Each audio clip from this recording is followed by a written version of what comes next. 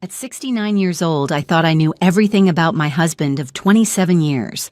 I was wrong.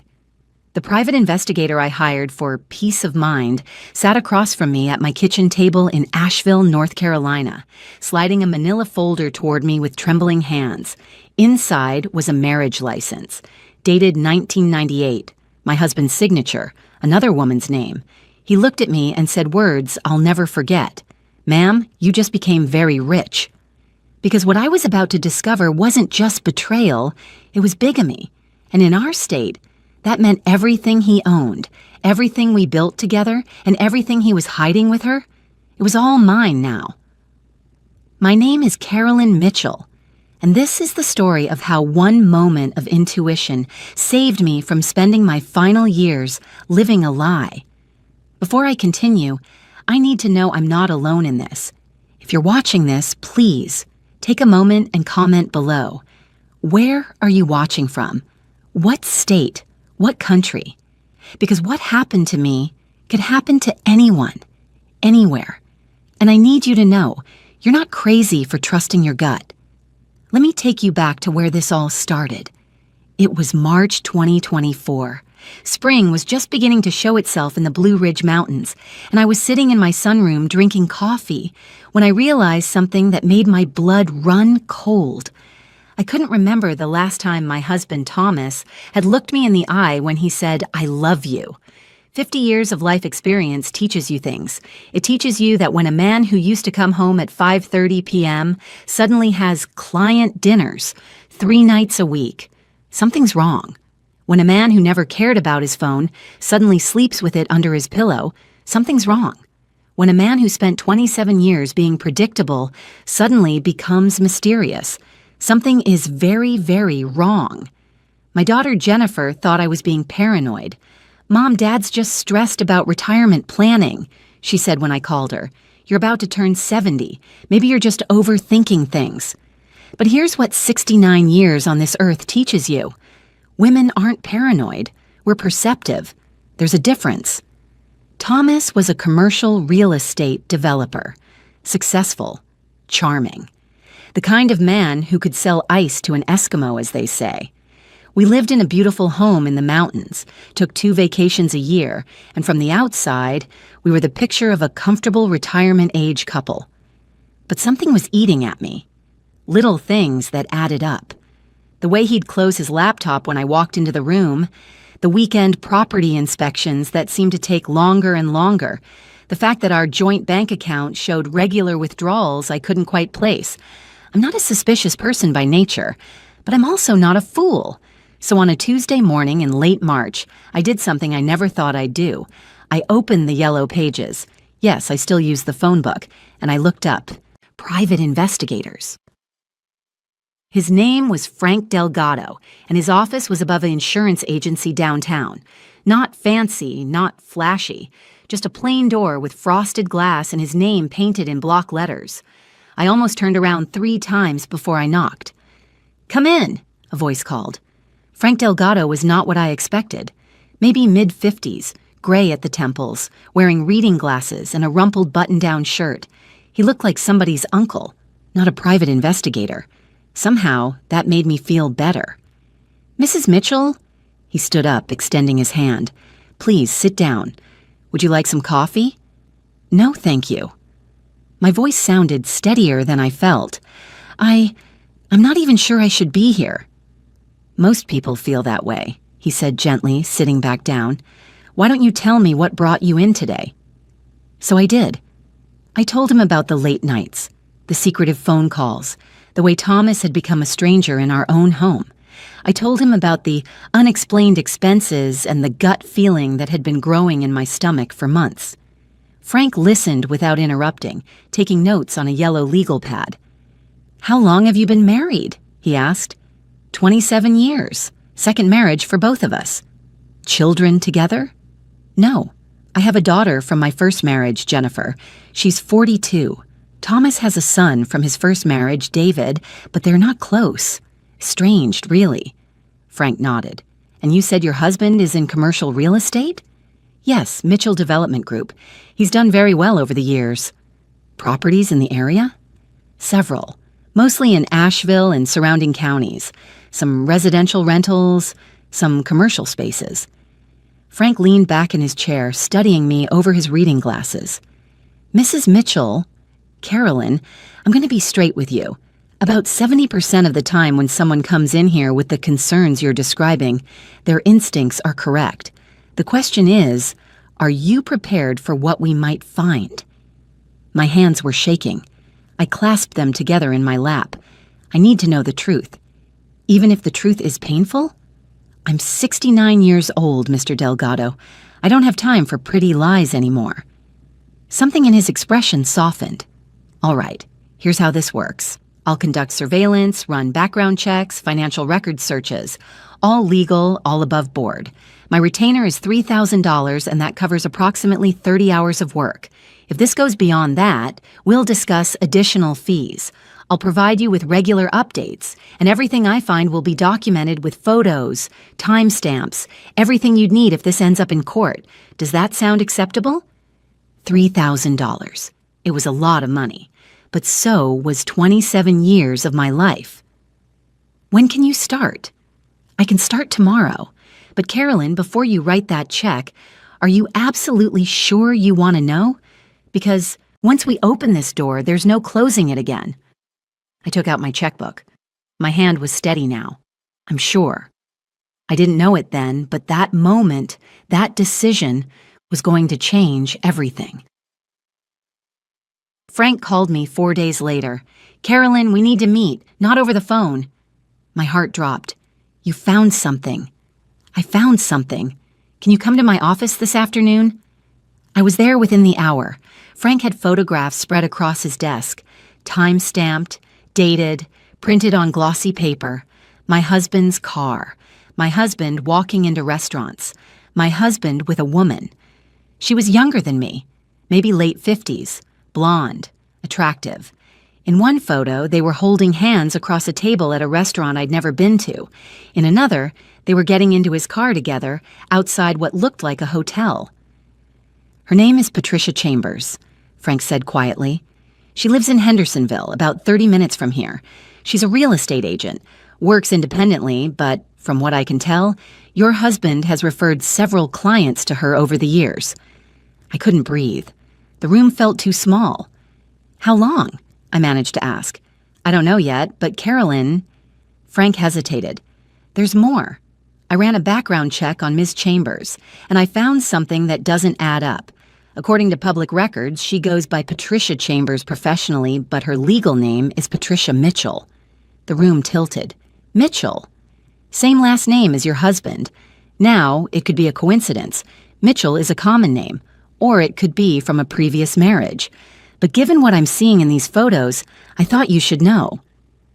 I stared at the photographs, at the woman who shared my husband's last name, at the way Thomas smiled at her, the way he used to smile at me 27 years ago. I want you to dig deeper, I said. I want to know everything. Where she lives, where she works, how long they've known each other, everything. Carolyn, are you sure? This is going to cost... I don't care what it costs. I need to know who my husband really is. Frank nodded slowly. All right, give me a week. I drove home in a daze. Thomas was sitting in the living room watching television when I walked in. Hey, honey, he said, barely looking up. Where have you been? Just running errands. The lie came easily. Too easily.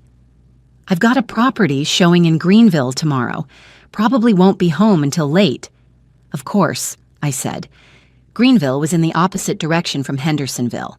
I went upstairs to our bedroom where we'd slept side by side for 27 years, and I stood in the closet looking at his clothes, his shoes, his ties. Everything looked the same. But now I was seeing it all through different eyes. Who was this man I'd married? What else had he been hiding? I didn't sleep that night. I lay beside Thomas in the dark, listening to him breathe, wondering if the woman in those photographs had ever done the same thing, wondering how much of my life had been a lie. When Frank called 8 days later, his voice was different, tense, urgent. Carolyn, I need you to come to my office right now, and you might want to bring someone with you. A friend, your daughter, someone. Why? What did you find? Not over the phone. Please, just come. I called Jennifer. She was working in Charlotte, 2 hours away, but something in my voice must have frightened her, because she said she'd get in the car immediately. I got to Frank's office first. He had 2 folders on his desk now, both thick with papers. "Sit down," he said. He wasn't making eye contact. "Just tell me, is he having an affair?" "Carolyn." Frank took off his glasses and rubbed his eyes. "It's so much worse than an affair." The door opened. Jennifer rushed in, still wearing her work clothes, her face pale. "Mom? What's going on?" Frank waited until we were both seated. Then he opened the first folder. "Patricia Chambers is not your husband's mistress," he said quietly. "She's his wife." The words didn't make sense. "I'm his wife. You're both his wife." Frank slid a document across the desk. "This is a marriage license. Thomas Mitchell and Patricia Ann Chambers, dated June 14th, 1998, registered in Henderson County, North Carolina." I stared at the paper. Thomas's signature clear as day, a woman's signature beside it. A date that was 3 years before he married me. "That's impossible," Jennifer whispered. "They got married in 2001. I was at the wedding." "Your mother got married in 2001, Frank said gently. "But Thomas was already married. He never divorced Patricia, which means his marriage to your mother was never legal. Carolyn, your husband is a bigamist." The room was spinning. 27 years of marriage that wasn't real. "There's more," Frank said. He opened the second folder. "I did a deep dive into property records. Thomas doesn't just have properties here in Asheville. He has properties registered under Patricia's name in Hendersonville. A house, a very nice house, worth approximately $1.2 million. He laid out more documents. Deeds, tax records, photographs. Patricia Mitchell lives in that house full-time, has since 1998. Your husband splits his time between both homes. When he tells you he's at property showings or client meetings, he's with her. They have a life together, Carolyn, a complete life. Neighbors think they're a normal married couple." Jennifer was crying. I felt numb. "How is this possible?" I asked. "How could no one know?" "Henderson County and Buncombe County have separate recording systems," Frank explained. "Unless someone specifically searched both counties, it wouldn't show up. And why would anyone look? He's been careful, very careful. He maintains separate finances for each household, uses his business accounts to muddy the paper trail. If you hadn't hired me, you probably never would have known." I looked at my daughter, at Frank, at the documents spread across the desk, proving that my entire adult life had been built on a lie. "What do I do?" I whispered. Frank's expression was grim. "First thing Monday morning, we call a lawyer." I didn't go home that night. I couldn't. Jennifer drove us to a hotel, and we sat up until 3 in the morning trying to process what we'd learned. "Mom, this is insane," Jennifer kept saying. "This is completely insane. How did he manage this for 27 years? I thought about all the late nights, the business trips, the weekends he spent managing properties. I'd trusted him completely, never questioned him. Why would I? "What about his son?" Jennifer asked suddenly. "David, does he know?" "I don't know. They've been estranged for years. Thomas always said it was because David couldn't accept our marriage after his mother died." "When did Thomas's first wife die?" We looked at each other. I'd never questioned it. "Thomas told me she died of cancer in 1997, before we met. We'd met in 2000 at a charity fundraiser, started dating in 2001, got married that same year. But if he married Patricia in 1998... "Mom," Jennifer said slowly, "what if his first wife didn't die? What if Patricia is his first wife?" The room went cold. Sunday was a blur. I couldn't eat, couldn't sleep. Every time I closed my eyes, I saw that marriage license. I saw the photos of Thomas and Patricia walking hand in hand. I thought about every anniversary we'd celebrated, every "I love you," every promise he'd made. All of it was a lie. Monday morning, Frank introduced me to his attorney friend, Elizabeth Warren. No relation to the senator, she joked, trying to lighten the mood. It didn't work. Mrs. Mitchell, Elizabeth said, what your husband has done is not just morally wrong. It's a felony. Bigamy is a Class 1 felony in North Carolina. He could face jail time. I don't care about jail time, I said. My voice sounded flat, emotionless. I care about my life. I care about the house we live in, the money in our accounts, the 27 years I gave him. Elizabeth nodded. Here's the good news, if we can call it that. Because your marriage was never legal. Because he was already married, you're entitled to compensation. North Carolina law allows for alienation of affection and criminal conversation claims. Plus, there's fraud, possibly embezzlement if he used joint funds for his other household. And then there's the big one. She leaned forward. In cases of bigamy, the defrauded spouse has legal grounds to claim all marital assets. Not half, all. Every property, every bank account, every asset he acquired during the course of the bigamous marriage can be considered proceeds of fraud. What does that mean in real terms? Jennifer asked. It means everything he owns with your mother, the house in Asheville, the joint, accounts, the business assets registered jointly. It's all hers. But more than that, everything he owns with Patricia might also be claimable, because that marriage was being maintained through fraudulent means. The house in Hendersonville, the properties in Patricia's name, if we can prove he used joint funds or committed fraud to maintain that household, your mother could make a claim on those assets too. I felt something stirring inside me, not hope exactly, something colder, harder. How do we prove it? Elizabeth smiled. It wasn't a friendly smile. We confront him, and we record everything. The plan was simple but terrifying. I would go home Tuesday evening, act completely normal, and then Wednesday morning after Thomas left for work, Frank would follow him. Elizabeth would be with me, and we'd review every document I could access. Bank statements, property deeds, business records, everything. Tuesday evening was the hardest thing I've ever done. I made dinner. We ate together. Thomas told me about his day. I smiled and nodded and felt like I was in a play, reading lines that someone else had written. You seem quiet, he said. Everything okay? Just tired, I lied. I think I might be coming down with something. Well, don't push yourself, he said, patting my hand. The touch made my skin crawl. I've got an early meeting in Greenville tomorrow anyway. Property showing for a potential buyer. Big commercial deal. Greenville. He wasn't going to Greenville. He was going to Hendersonville. To Patricia. To his real wife. I excused myself and went to bed early. Lay in the dark listening to him move around downstairs. Heard him on the phone, voice low. Was he talking to her? Planning his day with his other family? Wednesday morning, Thomas left at 7:00 a.m. sharp. By 7:30, Elizabeth was at my door. Show me everything, she said. We started in Thomas's office. His filing cabinets were locked, but I knew where he kept the key, behind a picture frame of all places. Inside were years of documents, property holdings, business contracts, financial statements. Elizabeth photographed everything with her phone. Look at this, she said, pointing to a property deed. This commercial building downtown, purchased in 2003, but the down payment came from an account in Patricia's name. She pulled out more documents.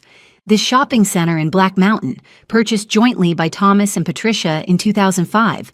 But look at these renovation receipts, paid from your joint checking account with Thomas. What does that mean? It means he was using your money to improve properties he owned with her. That's fraud, Carolyn. Clear-cut fraud. We spent 4 hours going through documents. The picture that emerged was staggering. Thomas had built an empire on deception. He'd use money from one household to fund the other. He'd put properties in Patricia's name, but pay for them with funds from our joint accounts. He'd declared business expenses that were actually personal purchases for his other home. The house in Hendersonville, Elizabeth said, reading from a tax document, purchased in 1998 for $350,000, now worth $1.2 million. But look at these records. Major renovations in 2008, 2014, and 2019. Guess where the money came from? She showed me bank statements, withdrawals from our home equity line of credit, transfers from our investment accounts, hundreds of thousands of dollars over the years. He used your money to build a palace for his other wife, Elizabeth said quietly, and you never knew. My hands were shaking. How much are we talking about? Total? Elizabeth did some quick calculations on her legal pad. Conservative estimate? Between the properties, the business assets, the improvements he funded with your money, we're looking at somewhere between $8 and $12 million. My God. Carolyn, Elizabeth said, meeting my eyes. When I said you just became very rich, I meant it. Thomas Mitchell is about to lose everything. We set the confrontation for Friday evening. Elizabeth wanted everything documented, everything recorded. North Carolina is a one-party consent state, meaning I could record conversations without Thomas's knowledge. I wore a wire, like something out of a movie, except this was my real life, my real marriage, my real heartbreak. Thomas came home at 6 p.m. whistling, actually whistling. He kissed my cheek like he'd done 1,000 times before. Good day? I asked, my voice steady, calm. Great day. Close the Greenville deal. That property is going to make us a fortune, honey. Us, he said, us. Like we were a team. Like he hadn't been lying to me for 27 years. Thomas, can we talk? In the living room? Something in my tone made him pause. Sure, is everything all right? We sat down. I had the manila folder in my lap, the one Frank had given me. Inside were copies of everything, the marriage license, the property deeds, the photographs. I need to ask you something, I said, and I need you to tell me the truth. Of course. What's wrong? Who is Patricia Mitchell? I watched the color drain from his face, watched him try to recover, to put on the mask he'd been wearing for decades. Patricia. Honey, I've worked with dozens of agents named Patricia over the years. Which one are you? Patricia Mitchell, your wife. Silence. The kind of silence that's so complete you can hear your own heartbeat. I don't know what you're talking about. I opened the folder, slid the marriage license across the coffee table. His face went white, then gray. He looked like he might be sick. Where did you get that? Answer the question. Is Patricia Chambers your wife? Carolyn, let me explain. Yes or no, is Patricia Mitchell, Patricia Chambers, your wife? Before I tell you what happened next, I need to ask something. If this story is keeping, you on the edge of your seat, if you need to know how this ends, please take 1 second and click that subscribe button below, because what my husband said next changed everything, and I want to make sure you're here for the whole truth. Thomas stood up, paced to the window, his back to me. Yes, he finally said. Yes, she's my wife. 27 years. 27 years, and he'd just admitted it like he was confessing to forgetting to take out the trash. How long? Since 1998. Before me. Before you. I felt strangely calm. Maybe I was in shock. Maybe I'd already cried all the tears I had. Did you ever love me? I asked. Was any of it real? He turned around then, and I saw something I'd never seen before in his eyes. Panic. Carolyn, it's complicated. Yes, I love you, both of you. You have to understand, when Patricia and I got married, we were young. It wasn't working. But her father had invested in my business, and if I divorced her, he was going to pull his funding. I would have lost everything. So you committed bigamy instead. I was going to fix it. I was going to divorce her eventually, but then the business took off, and things got complicated, and you just decided to keep both wives? My voice was rising now. 27 years, Thomas. 27 years you let me believe I was your wife. I wore your ring. I took your name. I built a life with you. You are my wife. No. I stood up.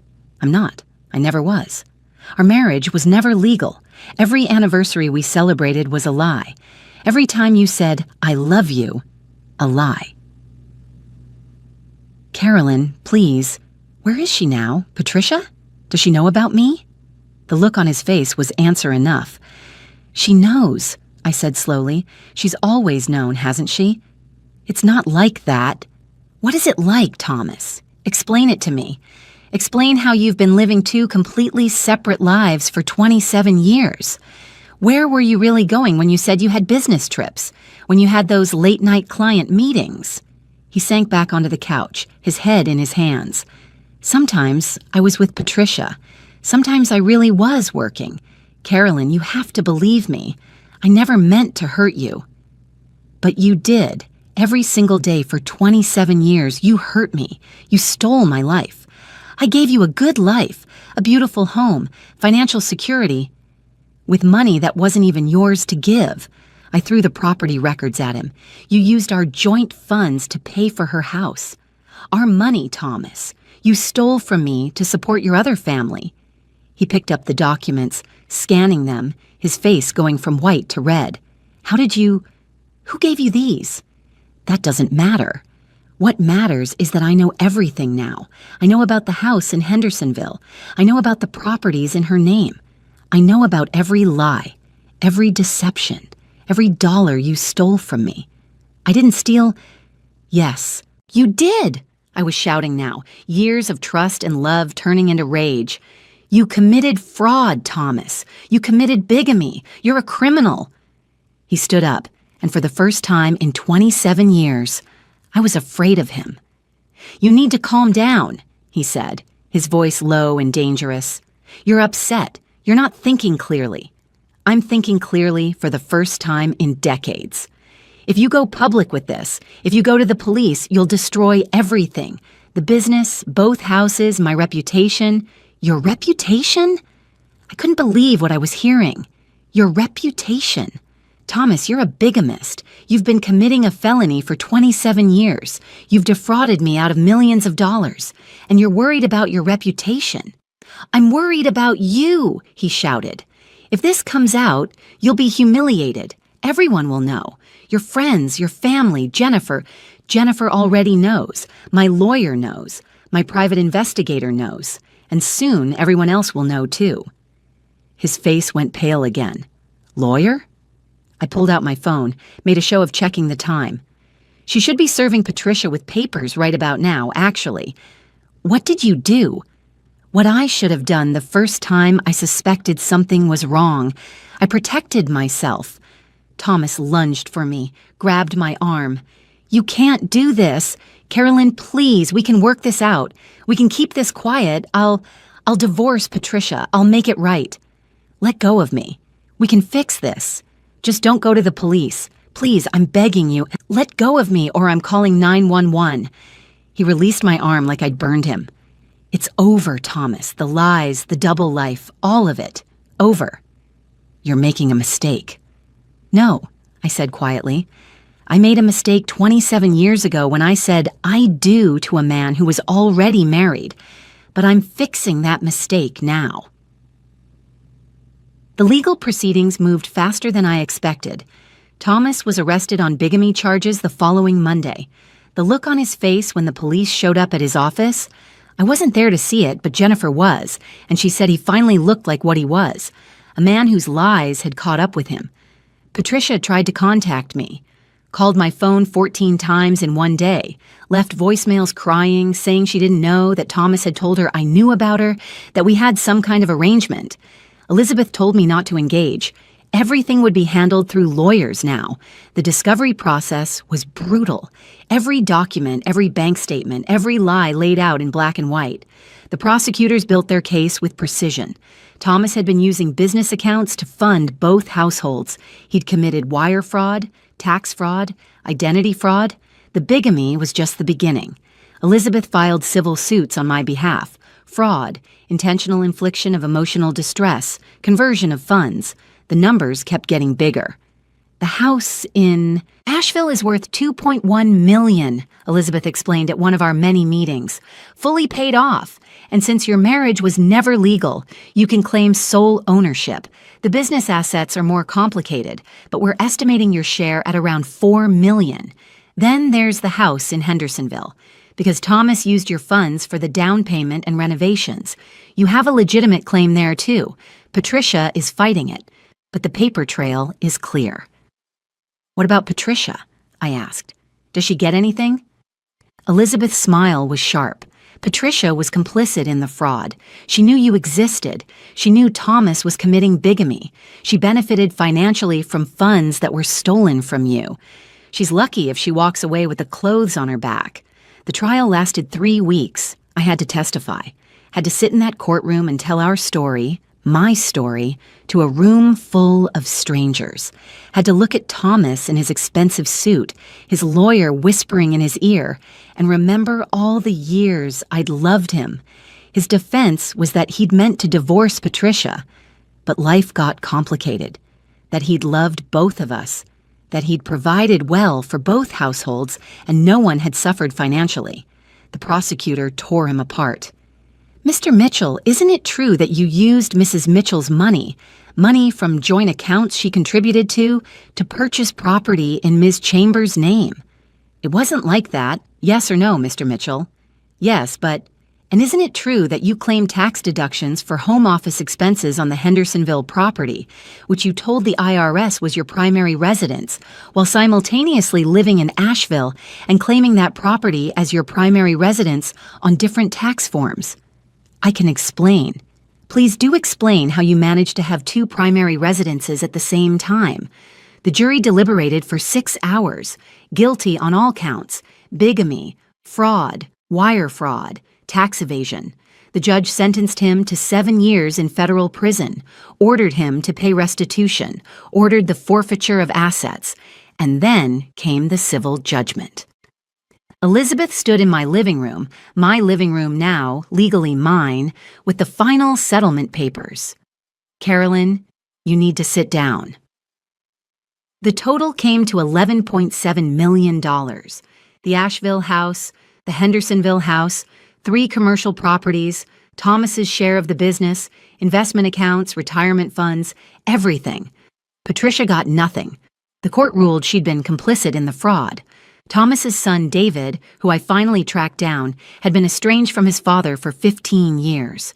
Turned out he'd known about both marriages and wanted nothing to do with either of us. Jennifer helped me through those first few months.